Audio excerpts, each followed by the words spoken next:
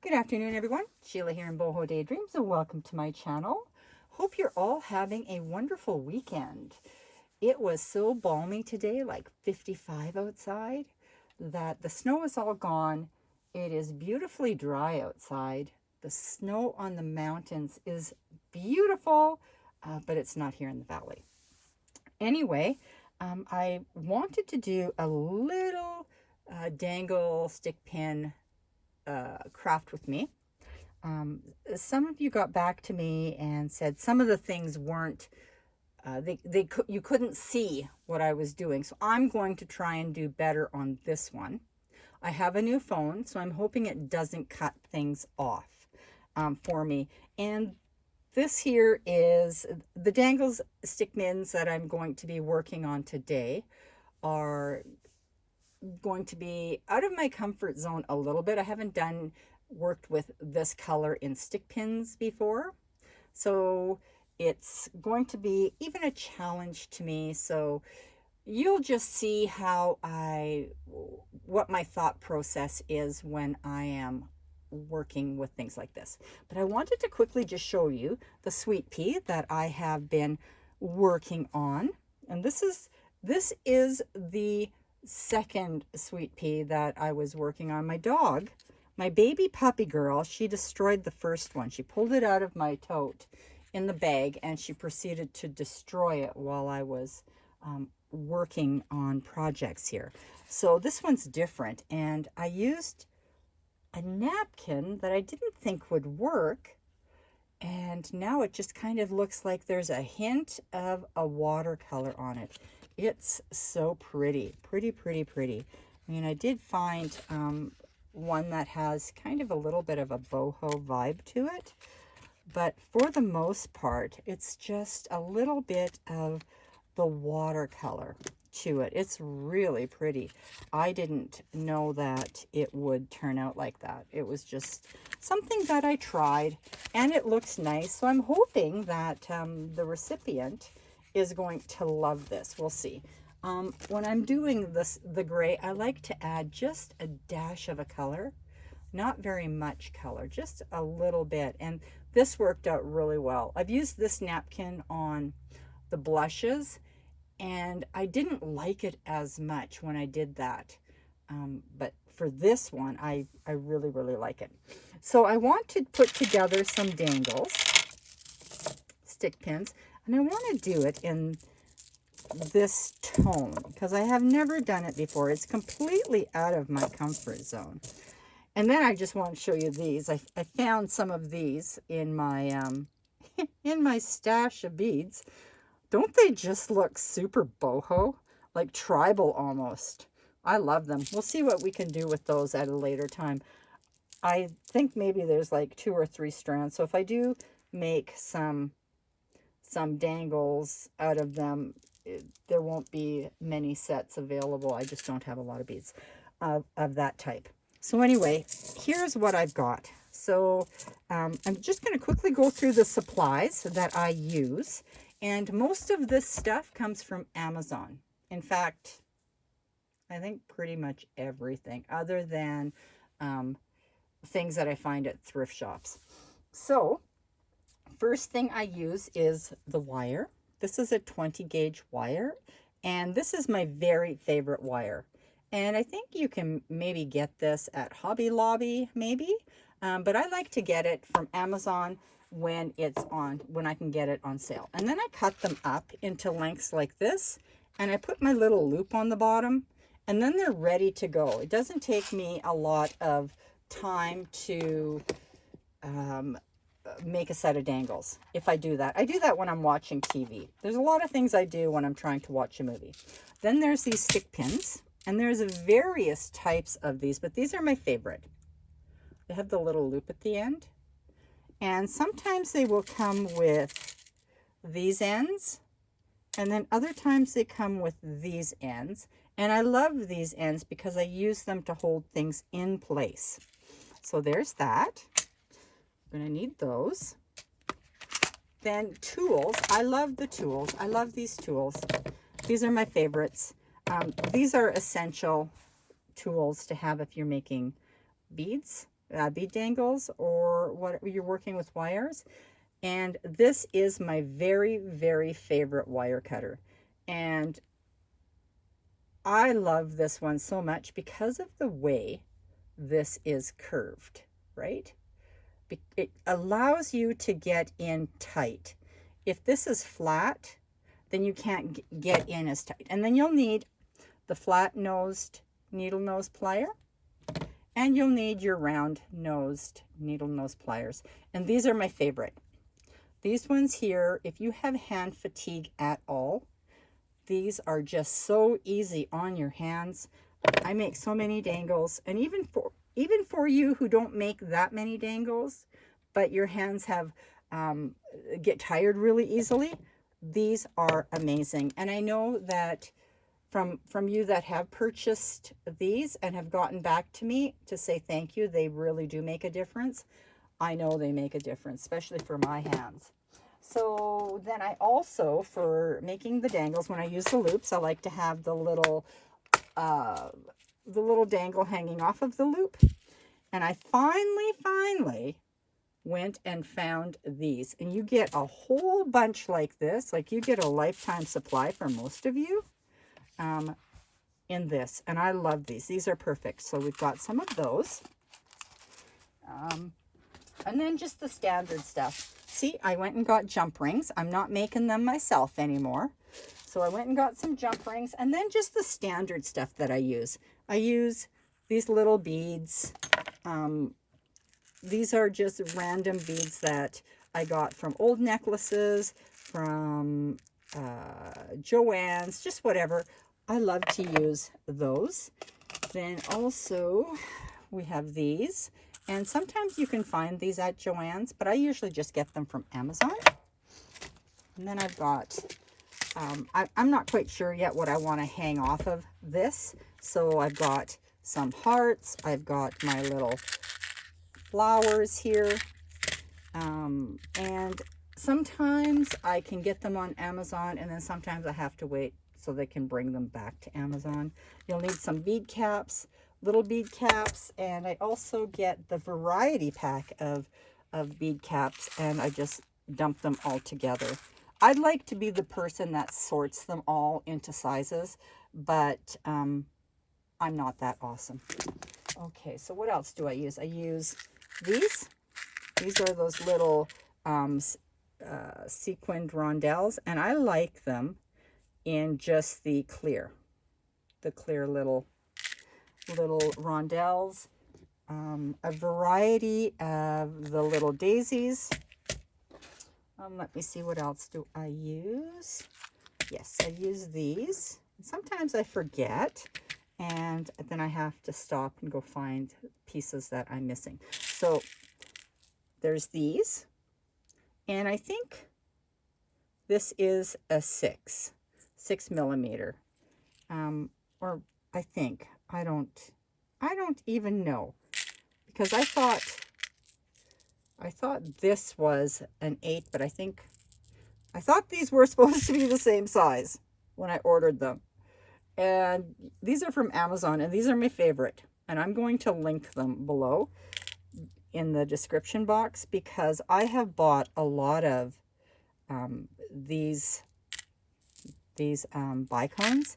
And I have, these ones here are my very favorite because they sparkle so beautifully. And they're not Swarovski. I've used all of my Swarovski ones up. So these are just beautiful, beautiful glass. And I got these by accident, but they have actually worked perfectly for my dangles, for the little dangly dangle. And then I quickly was looking for something else. And then I found, these are super old. I don't know where they came from. I think they came from a bead shop somewhere in the city. Look at these. Aren't they cute? They're little glass daisies, even in the beautiful pink. And I didn't know I had them. So at some point in time, I'll probably be using them. And there's even some that are like the leaf. Anyway, we'll see. Maybe I'll be using them here. So I'm just going to stop, and then I'm going to start again and kind of just prepare myself. All right, so I am back now, and I grabbed a little bit of everything that I had, um, just so that it's laid out, and this is how I work. But at my workstation where I actually do my beads, it's way messier than this. So I kind of sorted through the beads, and what I like is to have a dangle, not always, because sometimes it's just randomness and that's it. But if I'm doing sets of dangles and stick pins, I like to coordinate them so there's one of each.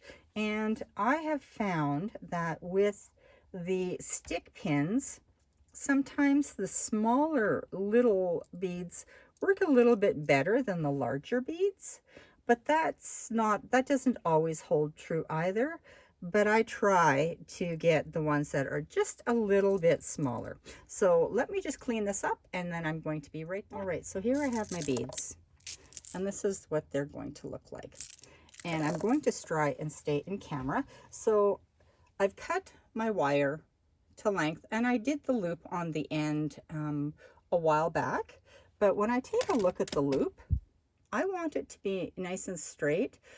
When I make the loops, sometimes they're a little bit slanted off to the side. Maybe they're not quite closed. And so to prevent some problems later on when I'm tying them off, I just straighten them out like this, just like that. And then it's nice and straight. And then I take and I will just close them up a bit like that. That way then you don't have your little bead on the end trying to fall out. All right, so then I'm going to grab, I always grab, my first thing that goes on is a little bead at the end. And I think these beads are probably 3mm beads, 2.5 to 3. Sits on the bottom. And then depending on the bead, and I've worked so much with beads that I already kind of have a rhythm going. So sometimes I like to just, if I'm using a little bit of a thicker daisy, then I just pop that on the bottom. Let's grab one of these beads. Yeah, that looks good. And I like to sometimes put a bead cap on them like this. And I've made dangles with these before, but I've just not made dangles and stick pins. And now here's where I just kind of go through a little bit of, I try things to see what works best. So let's grab one of these, because I love this combination too, like that. Just a little rondelle. And then I'll take one of these, and it sits in there so neatly. And that looks really nice. And then I pop a little bead on top, like this. Sometimes trying to find the little bead hole is a little hard. I like that, but I like it with this little round bead. I like it better if I just use one of these elliptical spacer beads, and then I pop this on like this. I just love that look right there. So then I pop them off to the side because I tie them all off at the same time. So let's do another one. Sometimes I like to take a tiny little daisy and then a bigger one. Kind of stacks really neatly. And let's see, which bead do I want to do that with. Let's try this bead right here. I love this bead. Love it, love it. Okay, so that works good for that. Let's see, what do I want to do? Oh, let's grab one of these. Like that. This is kind of a weird bead, so I like to kind of build it up a little bit. This one's hard to keep flat. Sometimes I like to just grab one of the bigger gold beads, and it will sit in this rondelle really neatly. So it looks like that, and I really do like that. Or what else looks really good with this bead, if I can get that off, is one of these. I really like that too. But for today, let me just quickly peek with one of these. I always check. Oh, that's really pretty too. I always complete them and then decide whether or not I want to change it. And I do, because I really like this bead right here. Sometimes it's nice when they don't stack so high, but I do like that other sequin. Okay, we're just going to do that. Now, what do I, oh, I've got my little bead on, and these are already pretty much straight, except this one, but they're nice and closed already. So I don't have to worry about my bead falling off. And let's see, what do I want to do? I want to just use one of these.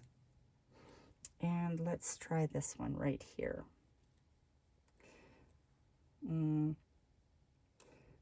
It needs a little bit more. It needs to be lifted up just a little bit, because it's a little bit of a wider bead. So it needs a little bit more decoration on the bottom. Yes, like that. Just like that. See how pretty that is? Now, what do I want to do? Let's put a bead cap on this. Oh, that's pretty. Now, this is a very beautiful bead. So let's get one of these little rondelles on. Yes. And let's try the big bead. Oh, that's a little bit too big. That's too big. Let's try this one here. This is the smaller little bicone. And I do like that. I like it. Let's try something else though. I'm going to look for a bead that's more, bead cap that's more cupped, like that. And now let's try the bigger bead. Oh yeah, I like this. See, I bought these ones by accident, but they look so great when they're in a bead cap that's turned upside down. Look at that. Isn't that pretty? They're just so sparkly. Sparkly. Okay, so I think you get that. So let's go on to the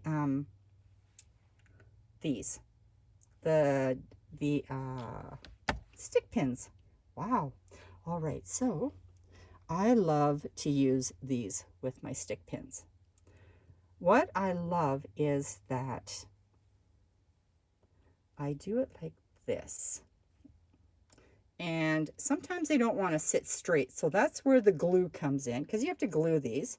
I love the way that looks, because when you've got a dangle hanging off the top, you don't need a lot of decoration there, because that dangle hanging off the top just adds to the top part.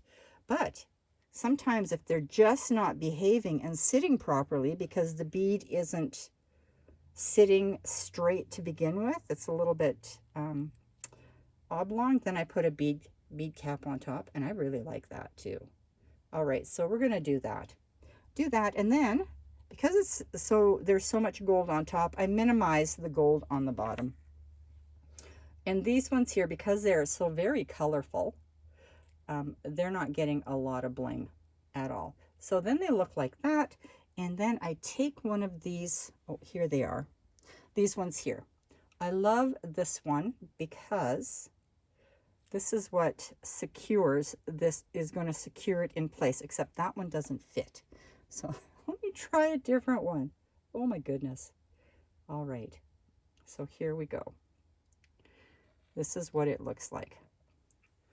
Isn't that pretty? I love that. Really, really love that. I love that look. It's very, very vintage looking. All right, so I'm going to pop these together. And if I come into any sort of situation that I think it's a teaching moment, I'll be back for that. So the stick pins are put together now. And now I do the gluing, and so I use my E6000 glue, and I just pop a little dab of glue on there, and then I start to glue them together. And this is kind of just a fiddly type of thing. It takes a little bit of time, but I just use a little bit of glue and I just rub it onto the stick pin itself, and then it glues the little ball down really nicely.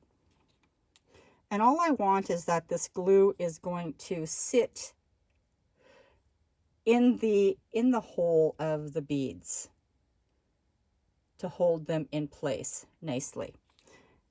So some of these stick pins, they got the bead cap on top, some have the bead cap on the bottom, some have a little stack of daisies. That's all just, you know, personal preference and what you think looks nice for your stick pin. There is absolutely no recipe at all in how to do your beads and your stick pins and your dangles for that matter. It's just a trial and error. And like I showed you, it's what I do, but I've done so many of these now, I've kind of got a little bit of an idea in my mind what that exact bead is going to look like once it's on the wire. But even still, a lot of times it's just shifting things like this one. This one got done a couple of times over. So I do that with each and every stick pin. And this here is the nice clutch that I use for these. Whether they come with it or not, I have extras because now my dangle is going to dry. I'm sorry, my stick pin is going to dry like that.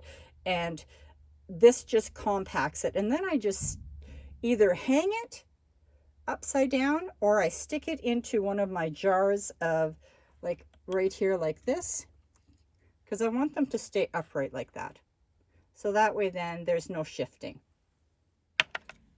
So I'm popping back in to glue this one down just because they're, you know, when the not all beads have the same diameter of hole in them. Some of them are a little bit bigger and then they get a little bit sloppy. So when I see a bead like that, and this one here is an example of that, I will take, you know, once I've got this all glued down like this, where I'm sticking the glue onto the stick pin, it's still really sloppy. So on this side of my bead, I take a rather larger amount of glue and I actually stick it right into, I push it down into the bead hole itself. And I've got a nice bead cap on it, so if I have extra glue, it's not a big deal because the bead cap is supposed to be glued down too. I have to add the extra glue there, and then I just go from there. I want the bead on my stick pin to be secure. I don't like it to be sloppy and move around when it's being attached to something. Just like that. And then I secure it down like that. Now, when I'm looking at that bead, this is just a little pin that I use, and I love the pointedness of it. So I'm looking and I see, oh, there's some glue right there. There's extra glue. I can take and I can just peel that off. And I do. Because sometimes I use a lot of glue because I want that to be stuck down permanently. And nothing is really permanent, but then if I pick off the extra glue, I know that it's there, it's secure. And then this little clutch here just helps right along with it. I love this bead. This bead worked very, very well. I didn't need a bead cap at all, and it kind of fits into the concaveness of the bead, and then it doesn't need anything more than that. With these stick pins, sometimes being minimal, works very, very well on top, because you're going to hang the dangle on the top. Well, I've got all my little stick pins here. They're nicely drying. They're supposed to be upright and dry like this. Doesn't take very long, maybe 15 minutes. So they're drying there. I've got all my, oops, I don't have all my dangles done. I have all of these done, and then there's this one left. So let's quickly tie that off. Let's see. That is a little off. So when I'm tying them off, and I've got plenty of videos, I have one that in particular is all about making loops. So I'm not going to go into detail with it, but just one of the little details that I like to do is I like to hold my dangles like this. And the reason I'm going over this right now is because you may not have seen my loop video, because that was a long time ago. So we're going to just quickly do a quick review here. So I pop there, and then I hang onto this, and then I take this pliers, it's the flat needle nose pliers, and I just make a 90-degree bend away from me.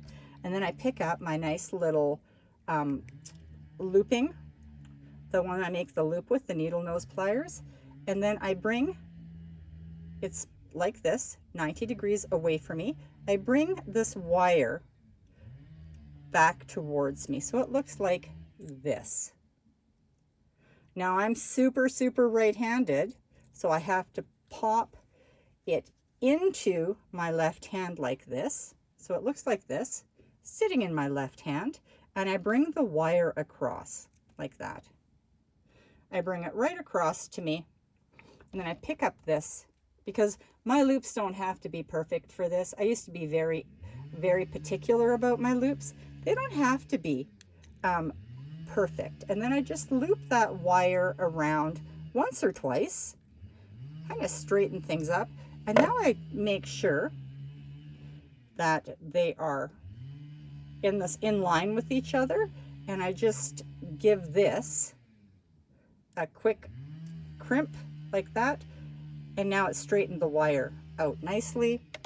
And this is where this little wire cutter is so amazing. And I link this in the description box. A lot of you have said it just really helps, because it is a little bit curved. So I take and go as close to the loop as I can and cut it. And it doesn't leave a lot of sharp edges either. And if you find they are a little bit sharp, I just take and give it a little bit of a squeeze. And if I think, oh, it's a little bit off, then I just straighten it out like that. And if my loop is kind of shifted a little bit, I just take my little round nose pliers and straighten it out like that. There you go. Okay, so those are done. We're finished with those. Now what we want to work on is the little dangle for the stick pin. And so I grab out 5 of your neat little head pins, which I absolutely love, because I don't have to make them myself. They don't have loops on them anymore, so I just love that. But I don't really know what I want to do. There's so many options here. So I haven't used, let's see, let's pick this one up, because this one here is going to be probably the hardest to coordinate with. So let's take a look at that. And what do we want to do? Do we want to do that? That might be nice. So let's see, what do we want to use? Let's use a little, these little flowers are a little bit tiny. So I'm going to use, let's see, do I have small enough of these? This might be too big. This might just be too big. Let's see. Oh, that's stuck together. I haven't tried any of this, because this is, I want you to see my process, how I do things. Oh, that is pretty. Oh, that's really pretty. So what I would do to finish that off is just add a little gold bead like that, because it doesn't have to be over the top either, because this set of dangles is excuse me, definitely more on the vintage side. Let's see if that matches all the others too. Oh, that's really pretty. Oh, yeah, there's little balls stuck to it. Oh yeah, that's pretty. Okay, so we know that this one works, but then there's other options that might look just as pretty. So let's try the crystal. I love this one. Let me see if I can find the tiny little bead cap that I used last time for these. It was one of my favorite things that I did too. Where are they all? Oh, that one's too big. All right, I have to stop this and then I have to come back. Right. So I found them. Here they are. This is really pretty. This is very elegant. So I don't know if that's going to work. Although it's very pretty, it would put a very beautiful sparkle on that. So we'll leave that. Oh, there is some, I found some orange hearts. They might work. I love to use hearts. That would work beautifully. But I'm not really as crazy about that one. And then we have, let's see, we have these ones here. And I would also want to use a gold ball in them, just to kind of not take the attention away from trying to match the color. Oh, that's really pretty. We'll see. All right, so there we go. There's that. Let's see. That's pretty. But I don't know. You know what? I am really leaning towards this. I'm leaning towards this. I really like the way that looks. Just like that. All right, so we've got that. We've decided this is the one. So now you're just going to tie this off. You're going to do this 5 times. You're going to make 5 of these. Tie that off, just like you do when you're making loops, except you don't have to worry about matching up anything here, because it doesn't matter. There's no bottom loop that needs to be matched up to. And then twist it around a couple of times. There you go.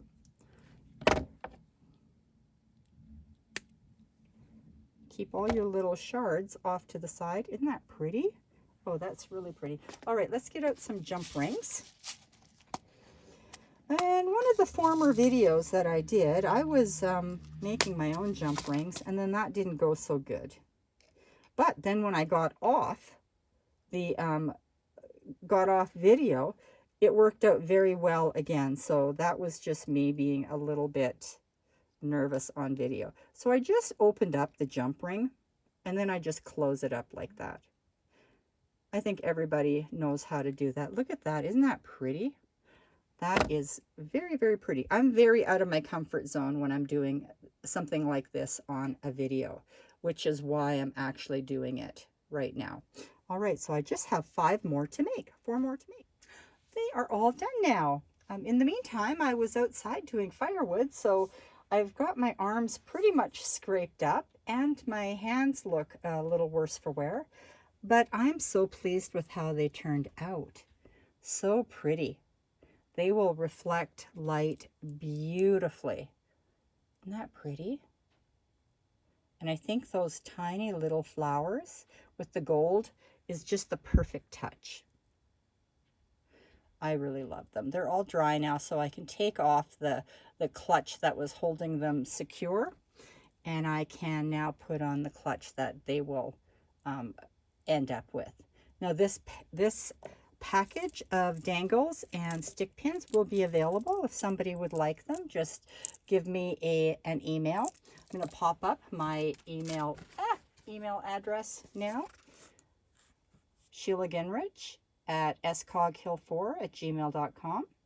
Facebook group is Boho Daydreams, and I will link all of the items that I used, except the pieces that I cannot, like these little flowers here. I wouldn't be able to find them anywhere because I've had them for probably, I don't know, 20 years. Maybe even longer, who knows.